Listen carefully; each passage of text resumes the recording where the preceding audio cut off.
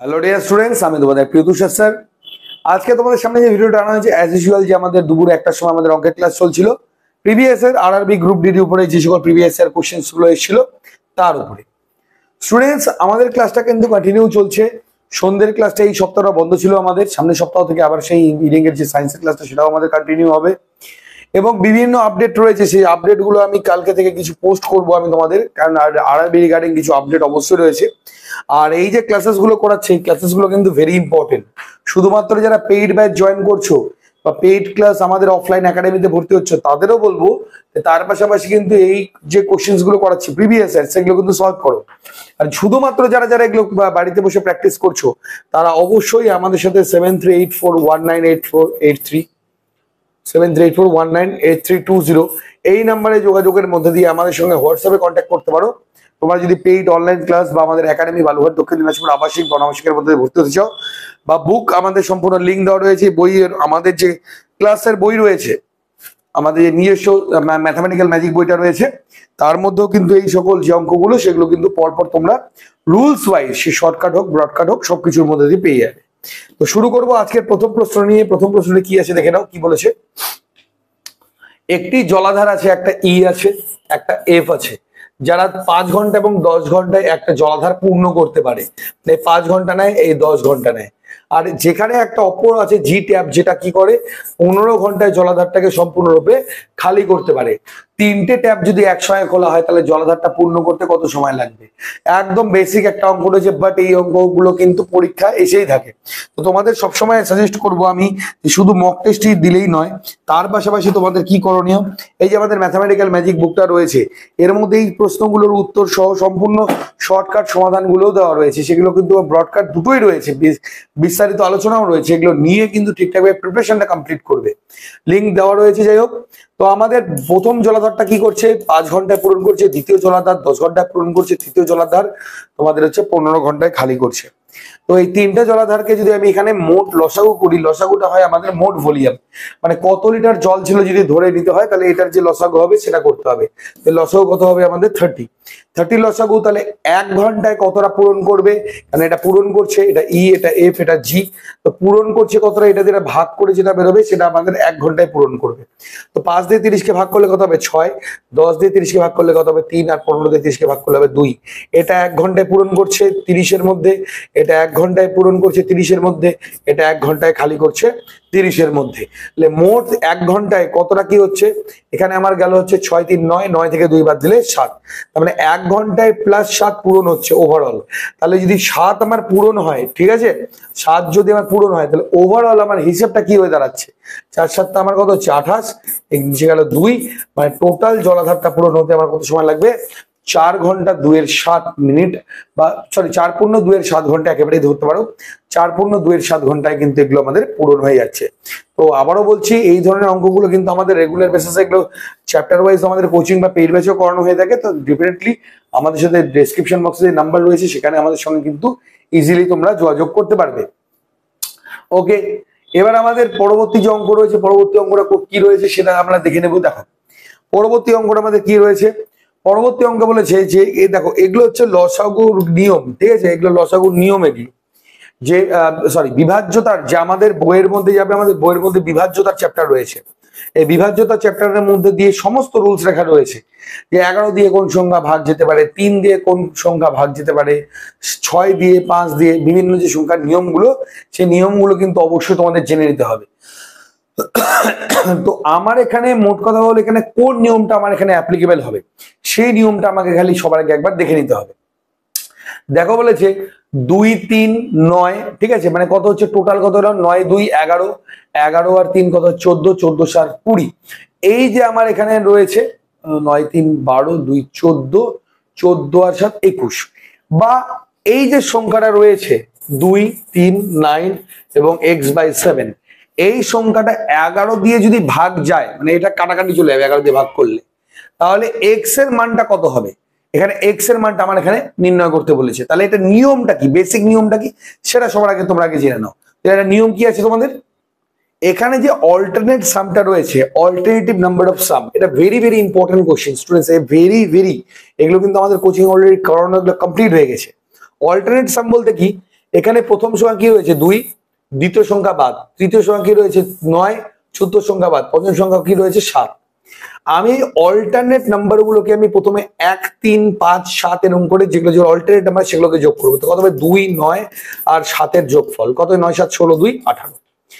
এইবার আমার এই যে অল্টারনেট বাকি দুটো থাকলো, মানে বা 2, 4, 6, 8 যেগুলো আছে সেটাকে যোগ করব। ঠিক আছে, এইবার আমার এখানে এমন একটা সংখ্যা লাগবে যেটা আমার এই দুটো বিয়োগ করলে যে বিয়োগফল আমার এখানে হবে সেই বিয়োগফলটা 11 দিয়ে ভাগ যেতে হবে। যদি সেটা ভাগ যায় তাহলেই আমার ওই সংখ্যাটা, যেখানে কোন সংখ্যা বসাবো সেই সংখ্যাটা আমার 11 দ্বারা ভাগ যাবেই।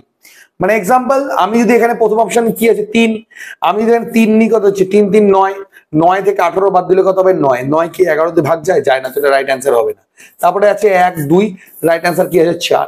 তাহলে আমি এখানে 4 বসাই তাহলে কত হবে 4, 3, 7, তোমার 18 থেকে 7 বাদ দিলে কত হবে 11। তো আমরা জানি 11 দিয়ে কিন্তু 11 কে অবশ্যই ভাগ যায়। তার মানে কি আমার এই x এর জায়গায় যদি আমি এখানে 4 বসাই তাহলে যেই সংখ্যাটা আমার এখানে তৈরি হবে সেই সংখ্যাটা কিন্তু আমার এখানে 11 দ্বারা ভাগ হবে। এবার তোমাদের স্টুডেন্টস একটা কথা অবশ্যই বলে রাখি, অনেক সময় দেখতে পাওয়া যায় যে এই যে বিভিন্ন নিয়মগুলো রয়েছে, যেমন ধরে নাও 3 দিয়ে কোন সংখ্যা ভাগ যাবে, 4, 5, 6, 7 আর এরকম করে বড় সংখ্যা যেমন 13, 19 দ্বারা কোন সংখ্যা ভাগ যাবে মনে থাকে না। তো আমি যদি মনে না থাকে, সময় নষ্ট করবে না পরীক্ষার হলে। সিম্পল কি করবে, যদি মনে হয় যে মানে মনে পড়ছেই না, মনে রাখতে হবে, মনে রাখলে তাড়াতাড়ি করতেও পারবে না। যদি মনে না থাকে এই সংখ্যাগুলোকে জাস্ট অপশন টেস্টের মধ্যে দিয়ে অপশন গুলো বসিয়ে দেবে, ওই জায়গাতে বসিয়ে দেখবে যে কত দিয়ে ভাগ যাচ্ছে।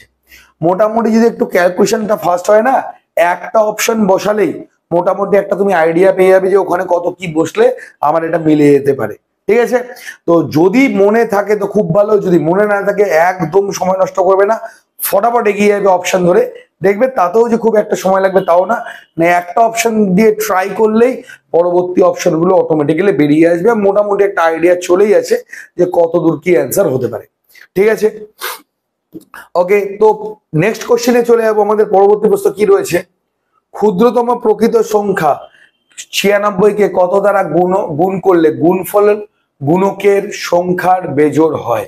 ঠিক আছে, এখানে কি বলেছে, এটা কিন্তু অপশন টেস্টের অঙ্ক স্টুডেন্টস। এটা হ্যাঁ, ক্ষুদ্রতম প্রকৃত সংখ্যা 96 রয়েছে, এই 96 কে কত দ্বারা গুণ করলে, মানে আমি এটাকে কত দিয়ে গুণ করব যাতে করে গুণফলের করলে গুণফলের গুণকের সংখ্যা, গুণফলের যে গুণকের সংখ্যাগুলো গুণকের সংখ্যা বিজোড় হয়। ঠিক আছে, তো এখানে আমাকে অপশন ধরেই কিন্তু স্টুডেন্টস আমাকে এখানে এগোতে হবে। ঠিক আছে, অপশন ধরেই আমাকে এগোতে হবে। তাহলে আমি ট্রাইটা করবো কিভাবে সেটা একবার দেখে নাও তোমরা। তো দেখো স্টুডেন্টস, সবার আগে এখানে আমরা একটা কাজ করব যে এখানে যে 96টা আছে না, এটাকে মৌলিক উৎপাদনের বিশ্লেষণ করে নেবো। 2 দিয়ে করলে কত হবে, এটা 48, 2 দিয়ে কাটলে কত করলে কত হবে 24, 2 দিয়ে করলে কত হবে 12, 2 দিয়ে 6, 2 দিয়ে 3। তো আমার এখানে আমি কি দেখতে পাচ্ছি যে এখানে 5টা 2 গুণ হচ্ছে এবং একটা 3 গুণ হচ্ছে। তার মানে কি, যদি আমি এখানে একটা 2 গুণ করি আর এখানে যদি একটা 3 গুণ করি তাহলে কিন্তু প্রত্যেকটাই আমার একদম সমানে জোর যে গুণফলের গুণকের বিজোড় বলছে সেটা আমার তৈরি হয়ে যাবে। অর্থাৎ 2 এবং 3 গুণ করলে করবে 3 দুগুণ 6, অর্থাৎ 6 হলো আমার এখানকার হবে রাইট অ্যান্সার। ক্লিয়ার? ওকে, নেক্সট কোশ্চেনে এবারে গিয়ে যাবো। পরবর্তী প্রশ্নটা কি রয়েছে আমাদের দেখে নাও। পরবর্তী প্রশ্নটা কি বলেছে, পরবর্তী প্রশ্ন বলেছে আমাদের চতুর্থ সমানুপাতির অঙ্ক। সমানুপাতির অঙ্ক কিন্তু স্টুডেন্টস পরীক্ষার হলে মানে খুবই দেখতে পাওয়া যায়। এটা যদি তোমরা আমাদের বইয়ে যাও তাহলে আমাদের অনুপাত সমানুপাত বলে যে চ্যাপ্টারটা রয়েছে, এখানে আমাদের কিন্তু 4 নম্বর চ্যাপ্টার সম্ভবত আমাদের বইয়ের মধ্যে, এবং এগুলো আমাদের কোচিং থ্রু এগুলো অলরেডি আমাদের করানো ইয়েও হয়ে গেছে, এগুলো ব্যাচ নতুন রানিং ব্যাচে চলছে এগুলো ক্লাস। তো তার জন্য আমাদের সাথে কন্ট্যাক্ট তো তোমরা কিন্তু ডেফিনেটলি করতে পারবে। তো চতুর্থ সমানুপাতি বের করার নিয়মটা কি, এখানে কত রয়েছে 0.36, পরে কত রয়েছে 1.8। এটা তৃতীয় যেটা রয়েছে সেটা সমান সমান করবে, তৃতীয়টা উপরে বসালে এবং নিচে এটাকে এক্স ধরে নেবে। ক্লিয়ার? তাহলে আমি এখানে যে পয়েন্ট উঠিয়ে দিই নিচে কত হবে আমার 100, উপরে পয়েন্ট উঠিয়ে দিলে 10। আমি একটু বেসিক ভাবে তোমাদের বুঝিয়ে দিচ্ছি, নিচে উঠালে 10, তাহলে কত হলো এই শূন্য, এই শূন্য আমার কেটে গেল, এই শূন্য, এই শূন্য আমার কেটে গেল। তো আলটিমেটলি সবই একই পড়ে থাকলো। 18 দুগুণ 36, 32 দুগুণ 64, কোনাকুনি গুণ করলে এক্স এই পার চলে আসলো, 32 এই পার থেকে গেল। রাইট অ্যান্সার কি হবে 32 হচ্ছে আমার এখানকার হবে সঠিক উত্তর। যদি বলতো তৃতীয় সমানুপাতি, ঠিক আছে, যদি বলতো তৃতীয় সমানুপাতি, তাহলে উপরে এক্স ধরতাম, নিচে 64 বসাতাম। ক্লিয়ার? এইভাবে তোমরা কিন্তু অঙ্কগুলো ইজিলি করতে পারবে। ওকে, পরবর্তী আমাদের রিজনিং রয়েছে, অঙ্ক নাই। নেক্সট অঙ্ক আমাদের কি রয়েছে দেখে নি। এবার আমাদের রিজনিং কয়েকটা চলে এসছে। রিজনিং আছে, রিজনিং এ আছে ভৌত বিজ্ঞানের অঙ্কের প্রশ্ন, জিকে এর প্রশ্ন রয়েছে নেক্সট এই সেটে। হ্যাঁ আছে। আমি কিন্তু সব থেকে বেশি, যদি বলো না স্টুডেন্ট, সব থেকে বেশি প্রিভিয়াস ইয়ার রেলের কোশ্চেন দেখতে পেলাম যে এই বয়সের অঙ্কটা কিন্তু খুবই দিয়েছে। হ্যাঁ, বয়স জনিত সমস্যা, আমাদের বইয়ের মধ্যে যে চ্যাপ্টার পাবে তোমরা বয়স জনিত সমস্যা, সেখানে এটা পেয়ে যাবে। ঠিক আছে, এবং পেইড ব্যাচে কিন্তু এটা চ্যাপ্টার আমাদের অলরেডি করানো হয়ে গেছে। হ্যাঁ, তো ঠিকঠাক ভাবে মানে একদম শুরু থেকে প্রিপারেশন নাও, সঠিক প্রস্তুতিটা অবশ্যই পাবে। তো এখানে কি বলেছে, 13 বছর আগে মোহনের বয়স তার বোনের বয়সের অর্ধেকের 7 বেশি ছিল। এখন থেকে 5 বছর পর মোহনের বয়সের 1.2 গুণ হবে। মোহনের বর্তমান বয়স কত? সব থেকে তাড়াতাড়ি যদি বলি আমি এই অঙ্কগুলো কিভাবে করতে হয়, সব থেকে তাড়াতাড়ি এটা করার উপায় হলো আমাদের এটার অপশন টেস্ট। অপশন টেস্টে আসলে সব থেকে তাড়াতাড়ি কিন্তু অঙ্কগুলো করা সম্ভব। যদি অপশন টেস্টে না আসো, বেসিকটাও আমি করিয়ে দেবো, দুটোই করিয়ে দেবো। দেখো তোমাদের আজকে যে শেষ অঙ্কটা রয়েছে সেখানে কোন প্রসেসটা করলে তোমাদের সবচেয়ে সুবিধা হবে। কি বলেছে, 13 বছর আগে মোহনের বয়স, আমি ধরে নিচ্ছি প্রথম অপশন ধরে নিচ্ছি 38। ঠিক আছে, তাহলে যদি 38 হয়, তাহলে মোহনের বয়স 13 বছর আগে কত ছিল? আমার 25 ছিল। তাহলে বোনের বয়সের অর্ধেকের 7 বেশি ছিল, যেটা অর্ধেক তার থেকে 7 বেশি। ঠিক আছে, তাহলে যদি আমি উল্টো দিক থেকে আমি ভাবি, তাহলে এর থেকে আমরা যদি 7 কমিয়ে দিই, ঠিক আছে, তাহলে এর থেকে 7 কমিয়ে দিলে আমার কত হয়ে যাবে? 18। তাহলে ওর বোন, তাহলে 18 যদি হয়, তাহলে আমার কত হবে হচ্ছে, তার বোনের বয়স 13 বছর আগে মোহনের বয়স তার বোনের বয়সের 13 বছর আগে মোহনের বয়স তার বোনের বয়স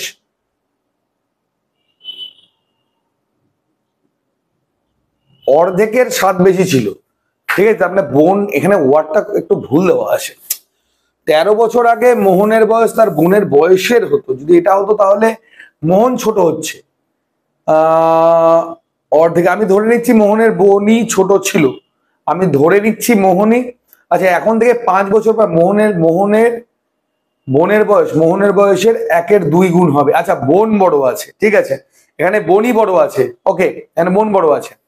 তাহলে মোহনের বয়স যদি আমার 25, কি বলেছে, তাহলে তার বোনের বয়সের অর্ধেকের থেকে 7 বেশি ছিল। তাহলে আমার এখানে যদি এখানে 7 কমিয়ে দিই, তাহলে কত হবে? 18। তার মানে তার বোনের বয়স ছিল হচ্ছে 36। এবার বলেছে 5 বছর পর মোহনের বয়সের 1.5 গুণ হবে। অর্থাৎ যদি আমি এখানে মোহনের বয়স এখন থেকে 5 বছর বাড়িয়ে দিই, তাহলে আমি কত আছে এখন, তোমার হলো এখন আছে এটা হচ্ছে 38 বছর। 5 বছর যদি পর যদি ধরি, তাহলে কত হবে? আমার এখানে 43 বছর, 38 আছে তো আমার এটা 43 বছর হবে। এবং এখানে কি বলেছে, তার বোনের বয়স, তাহলে 5 বছর পর যদি বলি, আগে কত ছিল? 36, 13 বছর যোগ করলাম 5 বছর, মানে এখানে কত হচ্ছে? 8, তোমার হচ্ছে 18। 18 আর 36, 3 18 কত হচ্ছে? 54। তাহলে 54 কি এটার 1.5 গুণ হচ্ছে? না, এটা 1.5 গুণ কিন্তু হচ্ছে। ক্লিয়ার? তাহলে আমার এখানে যে অপশন রয়েছে, দেখো এখানে উত্তর করেই দেওয়া আছে, যেহেতু আমরা সলিউশন সেট নিয়ে আসছি। 35 ধরলে কিন্তু আমার ইজিলি সেটা বেরিয়ে যাচ্ছে। যদি 35 ধরে আমি করি, তাহলে 35-এর 13 বছর যদি আমি আগে আসি, তাহলে 35 থেকে 13 বাদ দিলে আমার কত হবে? হলো 32, মানে 22 বছর। 22-এর অর্ধেকের 7 বেশি, তাহলে এখান থেকে যদি 7 আমি কমিয়ে দিই 22 থেকে, তাহলে কত হবে? 15, এবং 15 ডবল কত হবে? 30 বছর। এবার কি বলছে, 5 বছর পর, মানে এর সাথে 18 যোগ হবে, তাই এর সাথে 18 যোগ করলাম। আর মোহনের 5 বছর, মানে এখানে কত হবে? 40। এখানে হয়ে গেল 58 প্লাস 58। তাহলে আমার এখানে যদি এখানে 1.2 যদি আমি এখানে গুণ করি, তাহলে আমার কত হচ্ছে? 58 কেন বলছি, 48। তো 30 আর 18 কত? 48। তো 1.2 গুণ করলে আমার 48 হচ্ছে। তো রাইট অ্যান্সার কি হবে? 35 বছর হলো আমার এটার সঠিক উত্তর। সো ডিয়ার স্টুডেন্টস, আমার এই অঙ্কটা আমি আর বেসিক ভাবে আর এগোচ্ছি না। হ্যাঁ, শর্টকাটটা অনেকটা ইজি রয়েছে এখানে। বেসিক ভাবে করাতে গেলে হয়তোবা দেখতে পাওয়া যাচ্ছে যে আরো বড় হয়ে যাবে, অনেকটা লেন্দিয়ার হয়ে যাবে। সিম্পলি তোমরা যে কোনো, যদি বয়সের অঙ্ক থাকে, সিম্পলি তোমরা করে নেবে, সেটা হলো অপশন টেস্টে দেখবে সব থেকে তাড়াতাড়ি কিন্তু বেরিয়ে যাবে। যদি ভুল অপশনও চয়েস করো, তোমার তো একটা আইডিয়া থাকছে যে এর ধারে পাশে হতে পারে, খুব যে থাকবে মানে দূরাদূরি অপশন থাকবে তা না। তো কোনটাকে চয়েস করতে হবে সেটাও তোমরা কিন্তু ইজিলি বুঝে নিতে পারবে। ক্লিয়ার? সো ডিয়ার স্টুডেন্টস, এই আজকের যে ক্লাসটা এতটাই। সমস্ত অঙ্ক আবারও বলছি এগুলো বইয়ের মধ্যে আছেই। কোচিং থ্রু অ্যাডমিশনের জন্য সমস্ত ডেটা দিয়ে রেখেছি। আবার দেখা হবে আমার হলো সন্ধ্যেবেলা। এই সপ্তাহের ক্লাসটা তো বন্ধ থাকবে আমাদের বিষয়টা, সায়েন্সের ক্লাসটা আমাদের সামনের সপ্তাহ থেকে আবারও শুরু হচ্ছে।